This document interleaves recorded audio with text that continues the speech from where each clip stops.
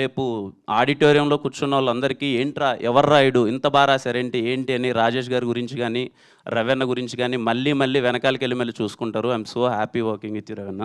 Thank you. ఇంకా మా SKN గారు గురించి దూరం నుంచి చూసేటప్పుడు అరే చాలా చలాకీగా ఉన్నారు, చాలా బాగా మాట్లాడుతున్నారు, ఈ వ్యక్తి చాలా యాక్టివ్గా ఉన్నాడు, తిరుగుతున్నారు అనిపించేది.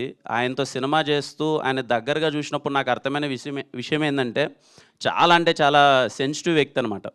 అంటే సెట్లోకి వచ్చి సినిమా జరుగుతుంటే ఎంత ఖర్చు అవుతుంది ఏంటి అనేదానికన్నా ఆయన నాతో ఈ 70 రోజుల పరిచయంలో ఎప్పుడు కలిసినా ఆయన అనే మాట ఏంటి అంటే, ఆయన్ని కాదు భయ్య, మనం సినిమా హిట్ కొట్టాలి, మనం ప్యాషన్తో వర్క్ చేయాలి, మనం చాలా పెద్ద హిట్ కొడితే కానీ మన సినిమా బయటికి రావద్దు, దానికి ఎంత ఖర్చు అయినా పర్లేదు, ఎలా అయినా పర్లేదు అని చెప్పి ఎంత మోటివేటెడ్గా ఉంటాడంటే అది మాకు కూడా యాజ్ యాక్టర్గా కానీ మాకు చిన్న ఎగ్జైట్మెంట్ వచ్చేదనమాట.